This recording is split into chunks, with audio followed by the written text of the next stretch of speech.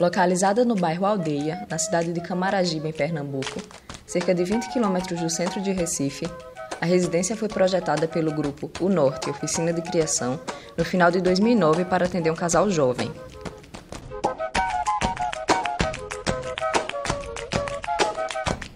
Implantada ao fundo do lote de uma residência já construída, o edifício precisaria ser compacto para acomodar-se no terreno e permeável para garantir uma amplitude na percepção com seu entorno imediato.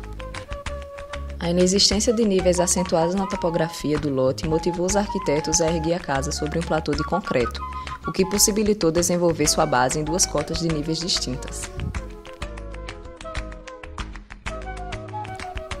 Apesar da integração direta com o meio externo, o programa foi resolvido dispondo as áreas íntimas no pavimento superior para garantir a privacidade do casal.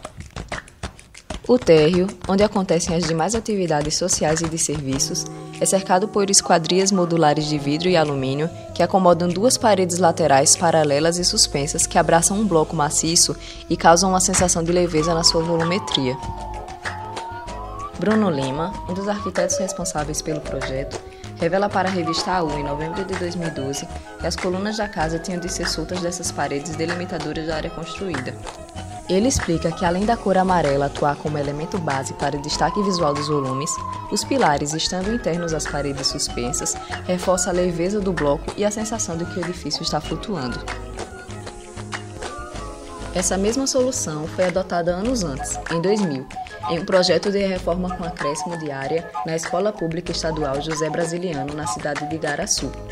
Esse projeto repassa uma leveza ao soltar do solo as extensas paredes que envolvem o pesado bloco do pavimento superior, o que proporciona maior destaque ao seu volume. Da mesma forma que a casa em Camaragibe, a escola apresenta aberturas delgadas ao longo de sua fachada que garantem a ventilação cruzada e protegem contra a insolação direta. O projeto de aberturas localizadas em paredes opostas e de esquadrias em níveis distintos complementam as soluções espaciais que promovem a boa ventilação natural, assim como Lúcio Costa projetou na residência de Gardo Viver, na zona sul da cidade do Rio de Janeiro, em 1988. A integração entre os ambientes internos é possível pela planta livre, já que as paredes não constituem barreiras aos ventos. Assim, a continuidade espacial garante uma permeabilidade aos ventos e a iluminação natural, uma vez que impede o bloqueio da ventilação cruzada.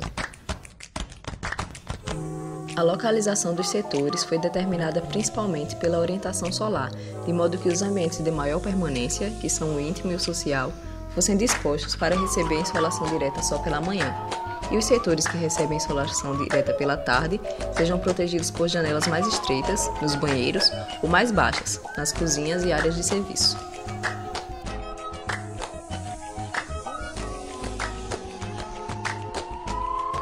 A estrutura independente é convencional do tipo laje, viga, pilar, o que permite a livre locação das paredes e resulta em uma fachada que pode ser projetada sem impedimentos.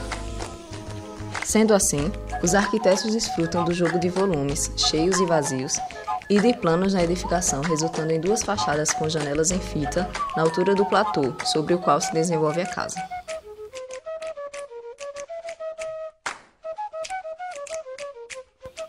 Esse tipo de janela integra um dos 5 pontos de Le Corbusier, aparecendo na casa em Camaragibe de maneira discreta, com um aspecto contemporâneo como um elemento que permite uma relação desimpedida com a paisagem.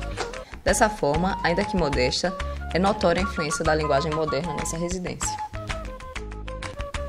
A percepção do objeto arquitetônico leve também foi enfatizada pelo desenho da grande coberta com inclinação generosa.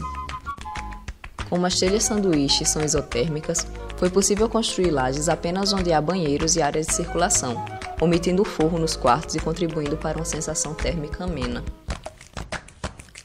Nessas lajes, optou-se por deixar o concreto aparente, o qual se repete no acabamento dos pisos externos, bem como observado no piso e na estrutura do Museu de Arte Moderna do Rio de Janeiro, do arquiteto Afonso Reid. Isso aqui, eu não sei se é porque é ignorância minha. Essa coisa aqui. Sim, bem lembrado. Esse teto assim. Isso e a questão da instalação elétrica. As instalações elétricas e hidráulicas aparentes, junto à coberta metálica e as esquadrias em vidro e alumínio, condizem com o estilo despojado e jovial da residência para os moradores. As cores quentes em algumas paredes de alvenaria contrapõem com a pintura clara do restante da casa e ressaltam alguns volumes, como o bloco dos dormitórios e sanitários no segundo pavimento. Esse jogo de cores também é utilizado pelo arquiteto brasileiro Fernando Peixoto em suas obras. Ele explica que são 3 os motivos para o uso de cores contrastantes. Primeiro, por ser a cor mais sensorial. Segundo, pela fartura da luminosidade no Brasil. E, por fim, proporcionar maior liberdade de manipulação da imagem.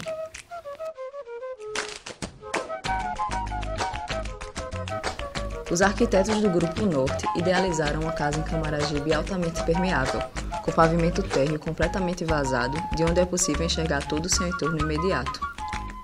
Uniram uma arquitetura alegre, de desenho simples, com a volumetria dinâmica e programação funcional, que celebra o fato de ter surgido em um terreno familiar e aberta para o mundo.